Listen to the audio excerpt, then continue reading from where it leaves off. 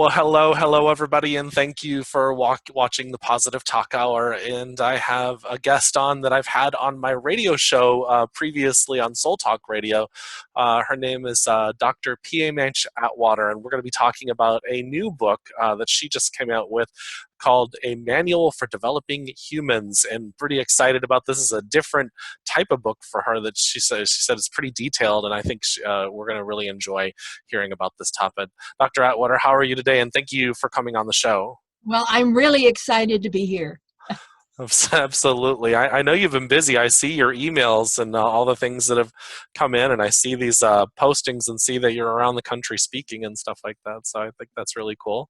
And so tell me, when we're looking at this, a manual for developing humans, of course it says filled with surprises here, but it says based on entirely 3 of each sections covers conscious, subconscious, and superconscious. Can you just talk about that? Well, I wish you had the book in front of you, because then you would see that the format is radically different from any other manual or book anybody has ever picked up.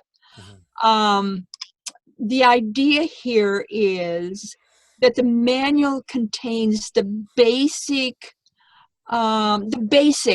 for being a full human being.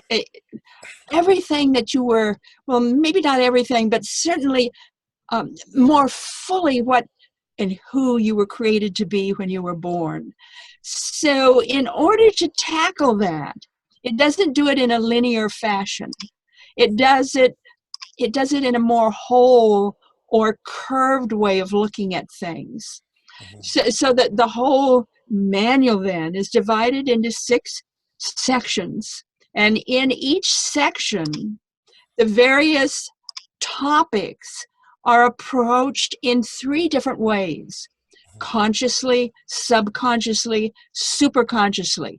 In other words, the idea of the intellect, the intuition, and the knowing being on the same ground. In other words, it's not divided. They're on the same ground. They curve in together. So you're getting the full circle of that topic from its many different aspects. And each of the sections are divided by thought form drawings. So the manual is filled with these interesting thoughts that took form and shape in the air as I heard them sort of voice themselves. They just sort of popped in. I didn't think about them. They just popped in, and I saw them take shape in the air, and all I did was draw them. That's really all I did. And people are just losing it. Looking at their drawings, because they are so very, very different. So the manual itself is a fresh and new way for all of us to stop right where we are and take an adventure.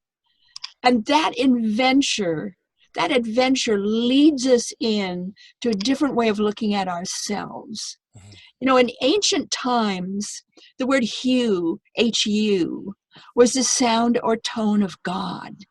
And the understanding then of human was God-man, God-woman.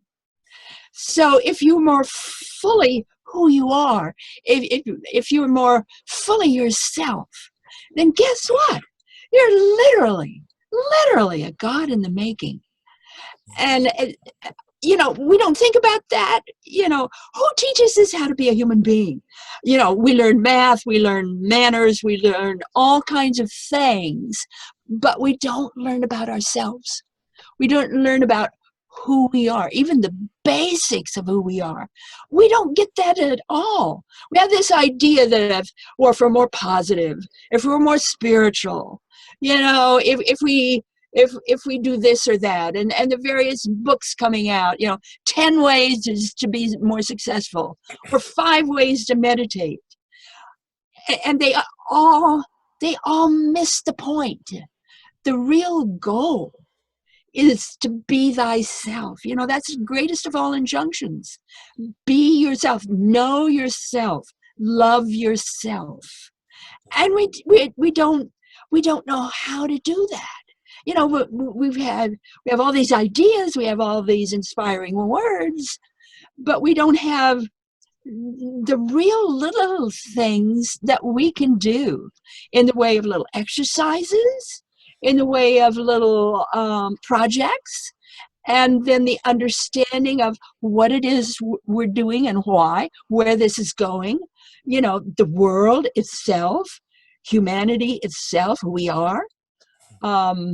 So that's what the manual is about. It's a simple book. It's a book that, or a simple manual that anybody can use at any level, kids, adults, grandparents. Doesn't matter where you are on the great ladder of life. You can pick that up and do something with it. You know, it shows you, teaches you, offers you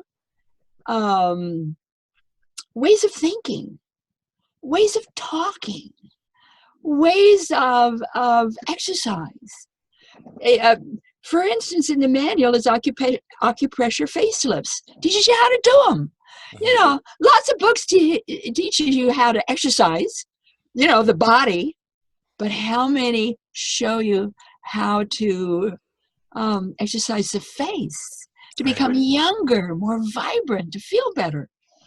It's about sex, it's about kids, it's about money, it's about business, it's about war, it's about God, it's about everything and anything you can imagine.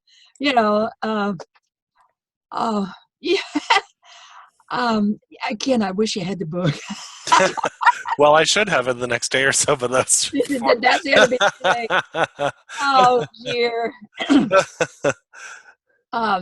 Yeah, again, it's the basics of just how to be who you are.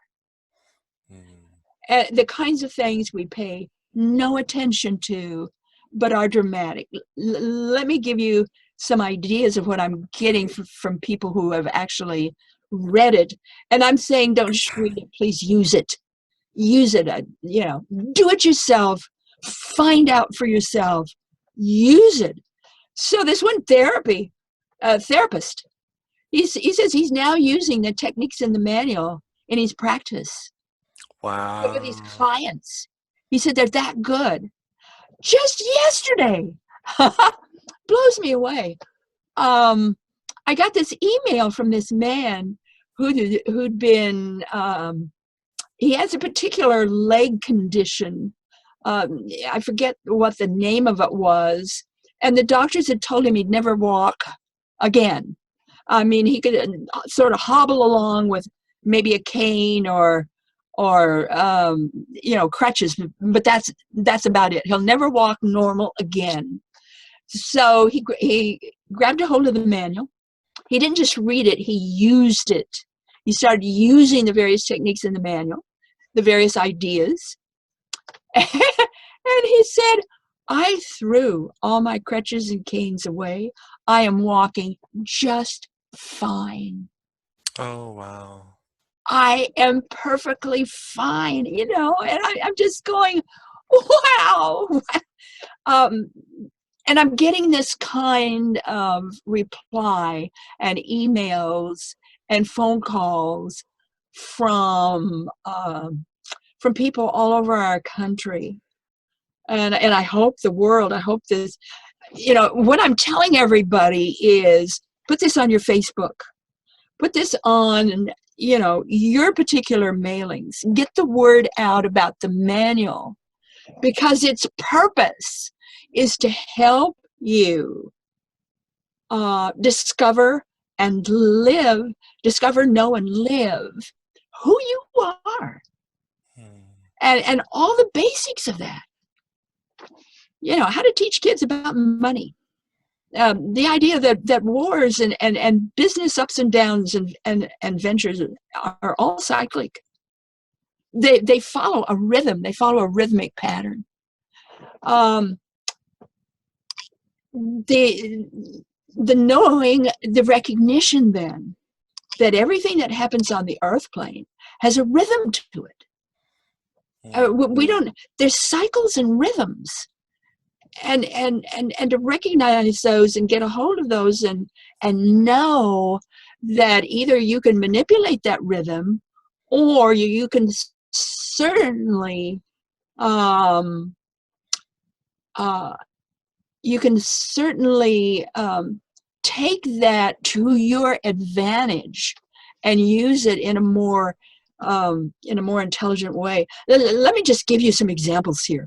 It's like, how many of us know that 6 weeks before your birthday every year is the weakest you'll ever be?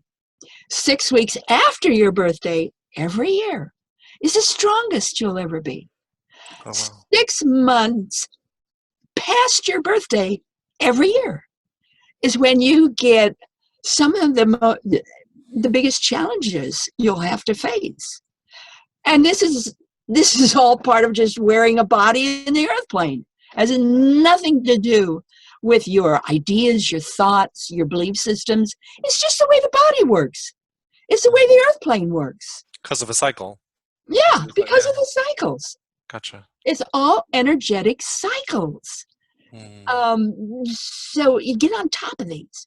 Another one, I mean, I told you everything in there is simple. It is. How many of us know or recognize that everything you have on your walls, everything you have on eye level, in any and every room in your house or home or apartment, wherever it is you're living in, is literally what you're praying for? It's literal. It's what you're praying for. So, take a look at what's hanging on your walls. Because that's what you're bringing into your life. Absolutely, that's what you're praying for. That's what you're asking for. That's what you're bringing into your life. And again, it's all literal. We talk about night symbols in our dreams, and we work with the symbols of the night. You can do the same thing with day symbols, and it teaches you how to do it. The mirroring process, climate tricks, our shadow side, the third way of living, the crazy left hand of God. I mean, all of these simple little things are in the manual, along with the larger rhythms of cycles are also in the manual.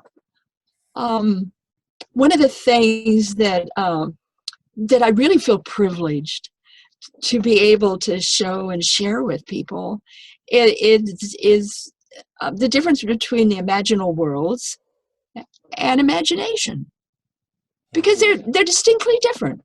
Imagination is what you create. It's what has it's part of the creation process. We know when we're imagining something. We know when we're creating something. Even kids do.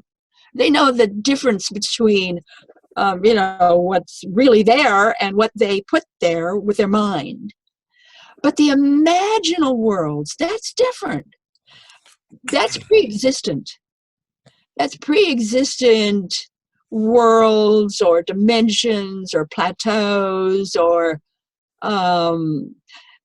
shamans work a lot with the imaginal worlds, that those pre-existent levels that we can get in and out of.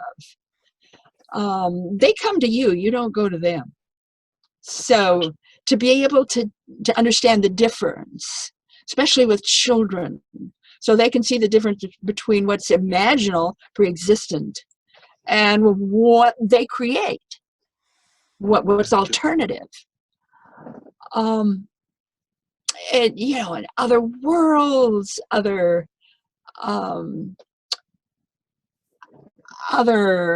orders of creation.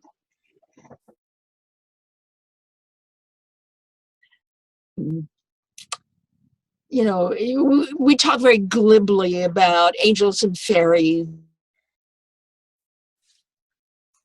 all the different kinds of orders of our environment and the world around us. But we don't recognize, nor are we told about the old orders that came in with us, human beings. As we came in, as we emerged in the earth plane, so did the old orders, or the and that's a number of them, and it talks about that in the manual. Right. I could just go on and on about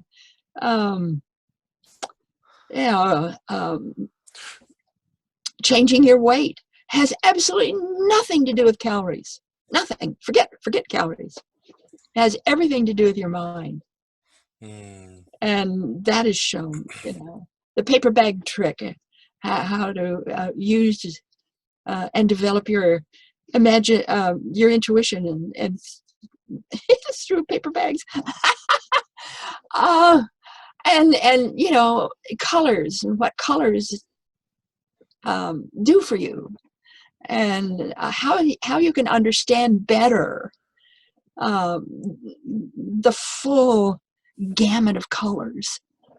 So how to understand economics and those cycles, and money, and how to teach your children about money. So the manual is jam-packed. So let's talk about that real quick, because everybody has a very distinct, we have all, I think, have a different idea of money. Some people think that we shouldn't make money, and some people should think if you have too much money, you're greedy, and some people think if you don't have enough money, then you're not successful. And there's a lot of different ideas about money in this world. And of course, being in a, just being a human being, you hear them all the time. So, well, yeah, job, money, money, money. So how to sort of change your mind about that, and deal with it. Some communities are literally making their own money, their own currency. There's a number of communities in England, for instance, who are manufacturing their own currency and using their own currency with themselves. And it's a whole different way of looking at money.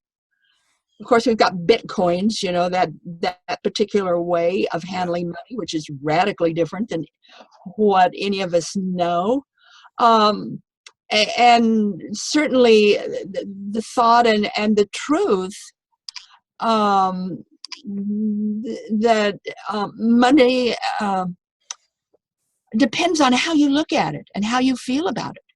If you're afraid of it, or if you've got this compulsion to get it, that will change the value of money itself and how it works for you. For instance, on our checks, my husband and I write, we have a line right over the signature line that says all our expenditures are our investment in life. So whenever we sign our name, we're signing that truth. Gotcha. That truth of what, and what it is. And I really love working with parents with little kids, or even older kids.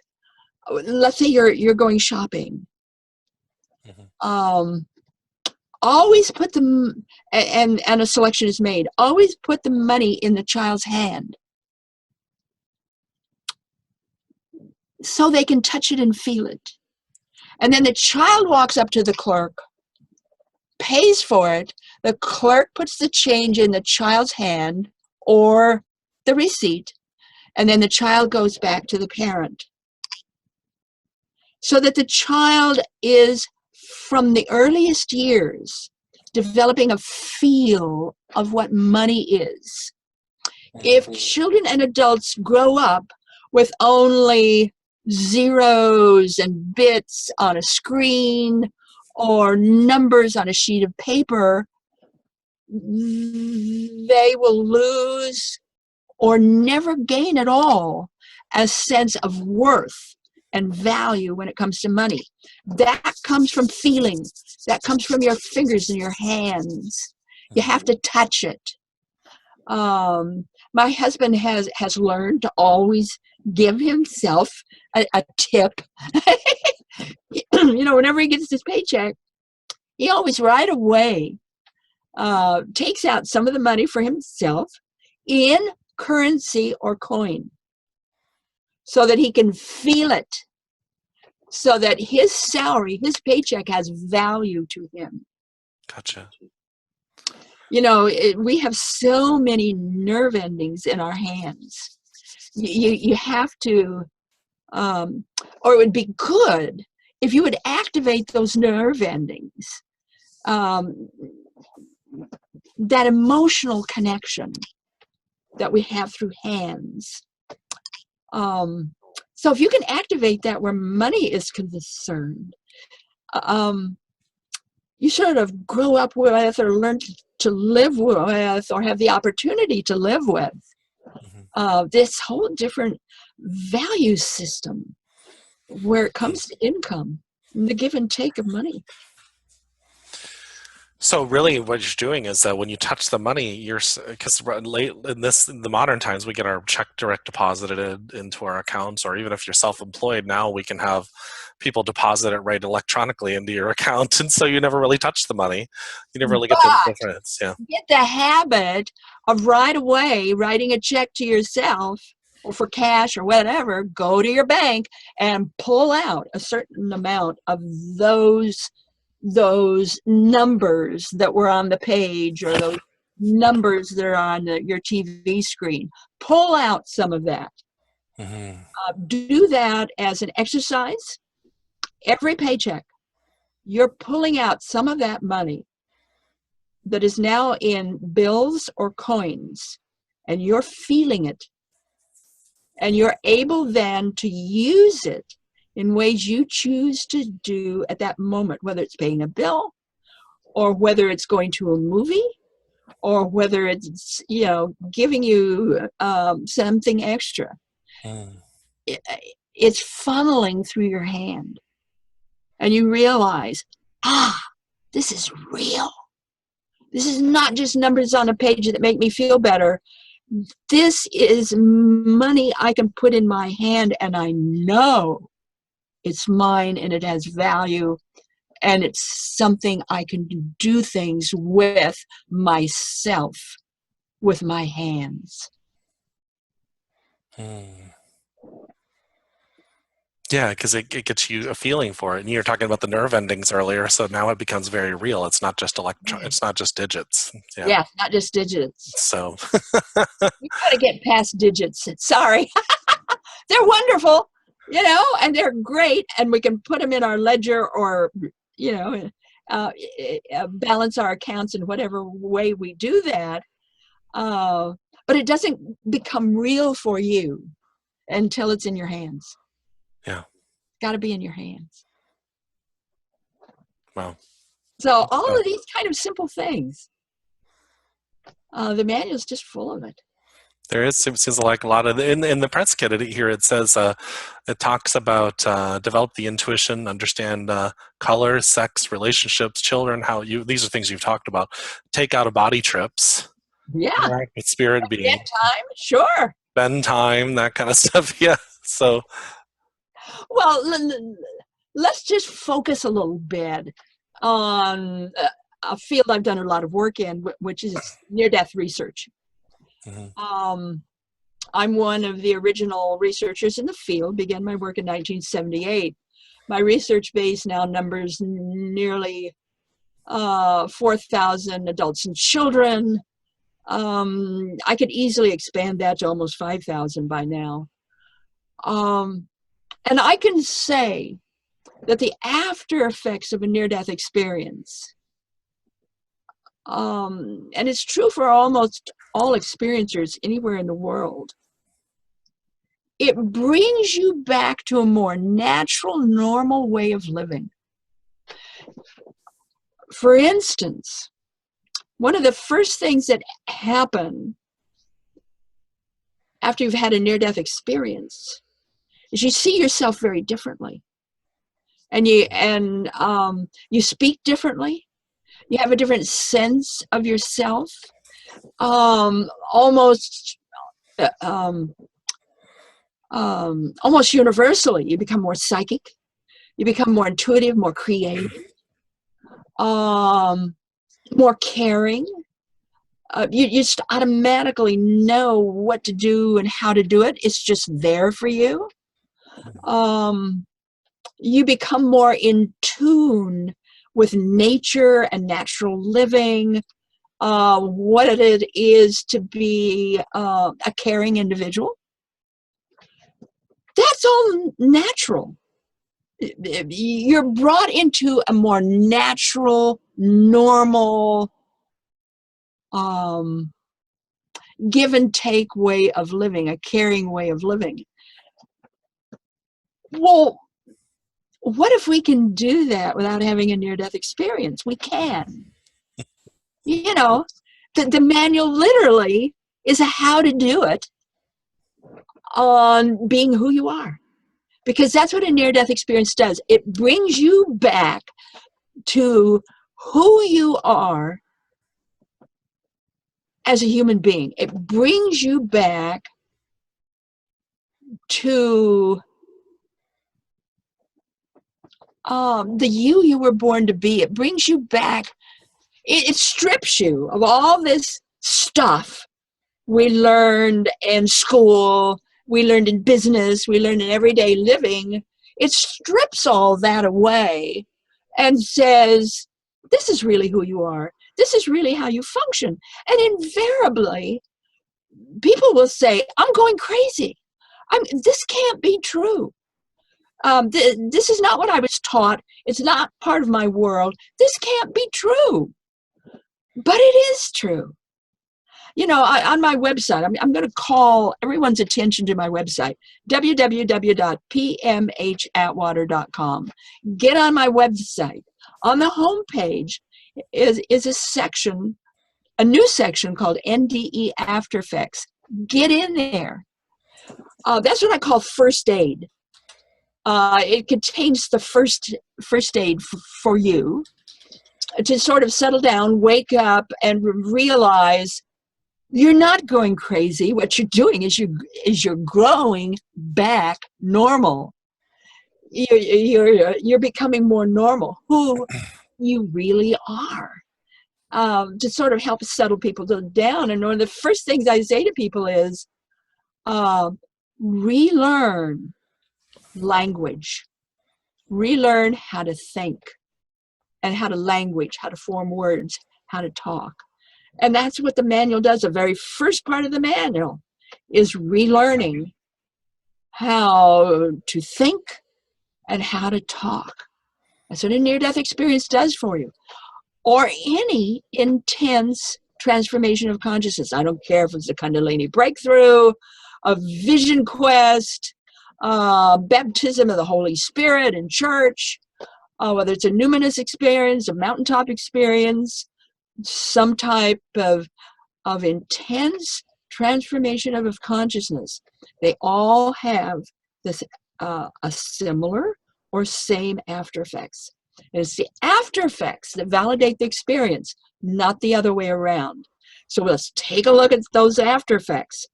Aha!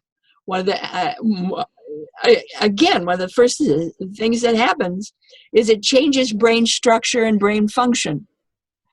Yeah, we're talking physical after effects here, not pie in the sky. Physical changes brain structure and brain function.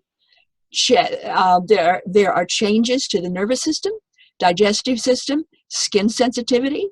You get all kinds of sensitivities. Most of us, not all of us. Most of us. Electrical sensitivity. You become much more sensitive to taste, touch, texture, smell, barometric readings in the air, much more sensitive to all of this. And very often you just know things. Many times you pre-live the future. You're living the future before it occurs. all of these kind of interesting after effects that drive most people batty, again, because they think they're going crazy. This isn't part of the earth world. This is what I was taught in school. You know, this is what I learned on the job. And all of a sudden it turns their world upside down. Yeah. So the first aid is on my website for everybody and anybody, the real story of you know, how to return to who you really are is in the manual, a manual for developing humans. Wow. Wow.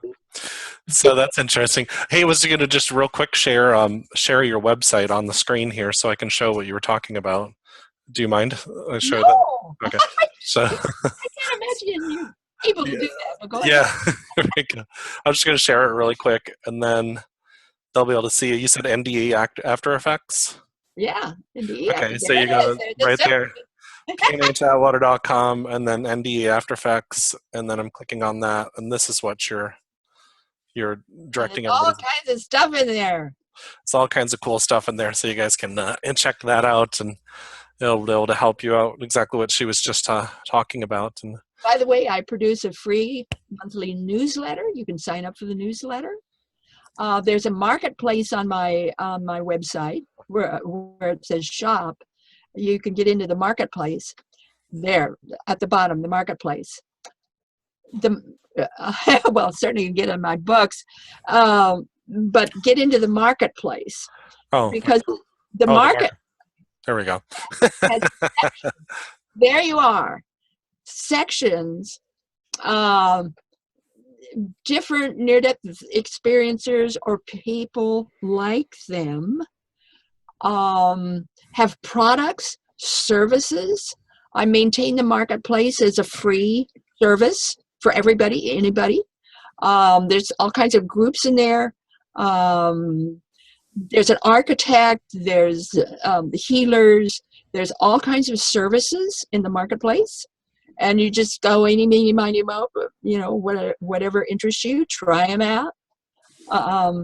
Gives you an opportunity to stair step through lots of different businesses or ideas that are produced by people who've gone through a transformation of consciousness. And then it gives the people themselves a way of reaching out. So they don't have to advertise per se, but it's a form of outreach for them. Fantastic healers in there. Lots of artists in there. Shops, jobs. Yeah, get in the marketplace. Well, that's really cool. There's one thing in the marketplace I love, and that I think it's under products. Okay, let's check. I'm not quite sure. It's about that cradle, a magnetic cradle for sharpening your razor blades. It's in there somewhere. Oh, by the way, she's wonderful. She's wonderful. Oh, Razor Mate right here.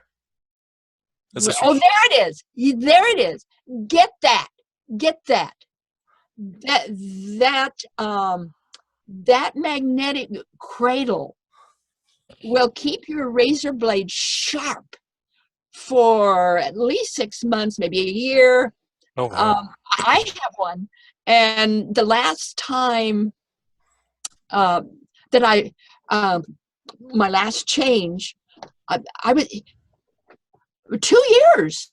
2 years. It kept my razor blade sharp. I finally was able. I finally chose to change it and got a little bit sharper razor blade. But the secret with the magnetic cradle is you always have to have it in an open space. You can't put it in a cupboard. It has to have free air going around it all the time. When you're through working with your razor, be sure and clean it off with soap and water. Dry it as best you can. Then just put it back on in the cradle, and it's open on a shelf. Again, air fluctuating around it And that's all you need to do for it. And I've had mine for several decades now. Oh, wow. And Very it's cool. just, Great way I to mean, save money. telling everybody, get the razor made. Very These cool. yeah, these kind of things I'm interested in, and I believe they're a part of all of us um, recognizing and being who we really are, and saluting and cooperating with people of a like mind. Absolutely. Well, that's awesome. It's Yeah, good to save visit. money on razors. Hey, it's always a good thing to save a little bit of money. Oh yeah, yeah. I couldn't believe it. It lasted, that one blade lasted 2 years Oh, well. before it started to get dull. Oh, goodness. That's the one thing because I have a very thick beard and I'm always messing. I hate shaving. I don't know that it's going to last 2 years for you, but at least 6 months or more. There you go. Give it There a you go. try. Hey, why not? It didn't Yeah, seem like it was that yeah. Always expensive, keep man. it dry and keep it where air fluctuates always around it.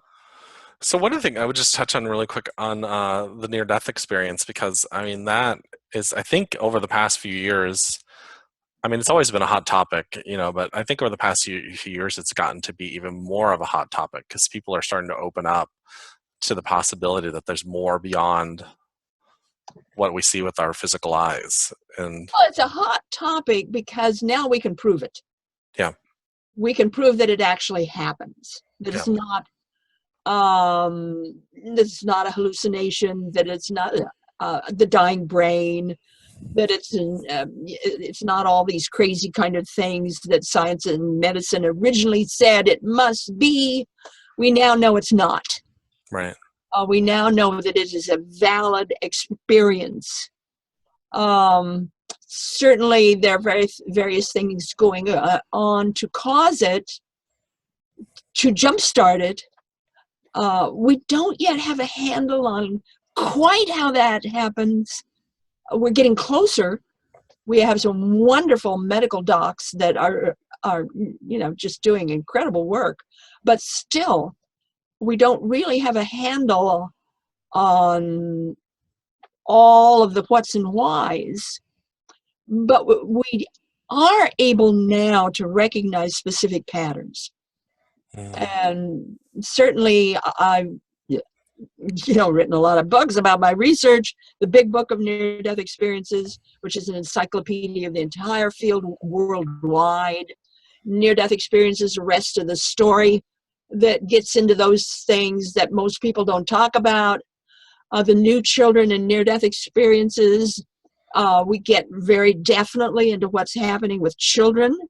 Child experiencers are not like adult experiencers. There's just, I wrote Coming Back to Life, Beyond the Light. They're now out. They're now out on Amazon. They've been out for a long time, but they're still out on Amazon. Future Memory. Just an incredible amount of work that you can certainly see on my website. I invite you to explore that. But, one of the things that causes me to kind of back up and kind of scrunch my mouth a little bit is the how would I put this? It's like the media is creating sort of a myth here, not a total myth, but kind of like a myth. The idea of the tunnel.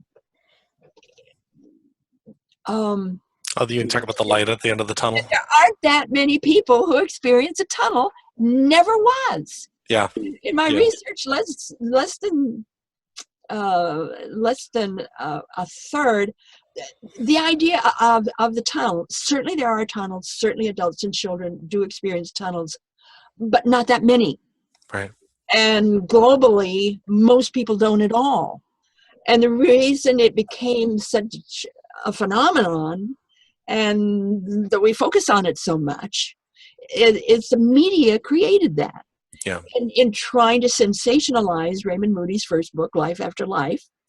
The tunnel is literally a myth of the media. Another myth is that these happen mostly in hospitals. So you've got doctors and nurses around, you've got machinery beeping. That's not true. That's not true at all. Between 12 to about maybe 25% of them happen in a hospital. The rest of them don't. You know, they're out in the field, maybe a drowning, maybe high fever, maybe an emergency of some kind. But they're not in a hospital. Yeah, I think I interviewed a gentleman that you know named Eugene Braxton about 2 or 3 years ago, and he talks about a drowning that he had when he was like 15. So, and then he had the near-death experience. So it's amazing to me when we're talking children, especially little ones, up to maybe the age of 7 or 8. It's amazing to me how many of them come from drownings. Kids really, we need to watch our children when we're around rivers or swimming pools or even a backyard paddle pool. We need to watch our kids because they so easily drop into water and just stay there. They don't fight to get out. They'll fight to a point and then they just relax and drown. So we really need to watch our kids. Yeah, we need to pay attention because you never know what's going to happen. And there's so many stories about children passing away of that very subject. So it's funny you should talk about, I actually had a conversation with, and we'll get back on topic here in a second, but with Raymond Moody about 6 months ago. And I jokingly said, in about 200 years, somebody's going to, we were talking about the Bible and old Greek texts and stuff like that. And I said, somebody's going to twist your words and make it into something you didn't even mean. He goes, I think they've already done that. Well, he's right. They have already done that. And so, you're right. And it's like he goes, and we were making a joke about authors and about how we write things, and then later on, somebody and you're like, they say, "Well, this is what they meant." I'm like, well, "That's not really what I meant." That's another reason for a manual for developing humans to be here and to be here now is because it has all these little exercises and suggestions in it that you bring into your life. You test them for yourself. Right. It's not me telling you what to do. It's your body, it's your life saying, this worked, this didn't work. So you're testing it yourself. So it's listening. Yeah, it's absolutely your truth. In my book, Dying to Know You, Proof of God and the Near-Death Experience, I call that the people's book because it consists of a summary of over 4,000 adults and children, their wisdom, their knowledge, their words about what they went through, how they feel about that. Yes, there's a little bit of research in there. Yes, there's a few cases in there, but most of the book is about, it's their words, not my words. All I did was just summarize what they said. So you've got heaven and hell, you've got life and death, you've got everything there, mission, everything that you can imagine about life and about death, about the borderlands, about ghosts, about all this kind of stuff. Here are people who have died and come back, who are sharing with you what they actually saw and felt and did and what that meant to them. So I don't think there's another book like it anywhere. I don't think anybody's ever done that. So Dying to Know You is the people's book. So if you want to know what the actual people said and feel and think, get that one. It's a little book. So it's not going to take you a long time to read it. But yeah, I've got that on my shelf somewhere in here. Dying to Know You. Yeah. So, a manual for developing humans, I'm assuming, is already on Amazon, and Oh, it's everywhere. It's it's everywhere. everywhere. Yeah, Well, and you can get it everywhere. You certainly can get it from my website, but you can get it everywhere. okay. Yeah, Barnes and Noble, Amazon. It's absolutely everywhere in the world. And just to remind everybody that you can go to her website at www.pmhatwater.com. And so we showed that to you guys earlier. So yeah, very, very cool. That's sounds like a great book for everybody to read and learn about themselves and develop themselves as a person or as a Well, human. it's a book you can run with. Yeah. You know, it's not just something you read, although certainly you can do that. There's sections in there that are very interesting that you'll want to read and kind of absorb and think about. But mainly it's a book that you use. You know, you put it to work. Put it to work in your life. Like this guy who had this condition with his legs, and the doctors told him he'd never walk normal again. Mhm. And he actually used the manual. He didn't just read it. He used it. And by using it, by putting it to work in his life, he threw away his crutches and his canes, and he's walking positively normal. That's amazing. So that's what it's all about. And remember also that future memory is a companion piece. So the two books are companions. They both of them come from my third near-death experience. They what I call the voice like none other, which spoke to me during my third near-death experience. It was the voice, the power, the inspiration, whatever you want to call it, that told me to be a researcher. I mean, yeah, I mean, no way in a million years I'd have ever chosen to be a researcher in a pioneering field like near death. I was on my way to being a bank manager, for heaven's sake. I didn't want to be a researcher. I was told to be a researcher. And I was also told to write 3 specific books. Book number 1 was not named, so I have no idea what that was. I'm assuming maybe it was Coming Back to Life, my first major book. But then the second specific book I was supposed to write was Future Memory, and the third, A Manual for Developing Humans. Future Memory, the voice came back for each of these 2, Future Memory and the manual. And it showed me how to write Future Memory. Future Memory, every sentence, every paragraph, every page of that book is part of the math I used to create the labyrinth. It is a real labyrinth. Future Memory is not a book. Surprise! It's a labyrinth. And you read through it like you walk through a sight labyrinth. And the purpose is the same, really, or more so. The purpose of reading Future Memory is to bring your consciousness up to the next highest level possible for you. So the book is a brain changer. It's a labyrinth and it's a brain changer. Then it has sort of the what's and whys of life. Mm-hmm. But the how is the manual. And that voice came again for the second time since I died and showed me how to do that format. It's really a 5th dimensional format. Nice. It's not a regular linear format at all. So you'll recognize that the minute you open it up. You'll say, oh, this is different. And you'll see that right away. And the way it approaches each subject in a more circular or curving way. So they're getting to see all 3 aspects at the same time. Right. It's that crazy conundrum of how did people speak to each other?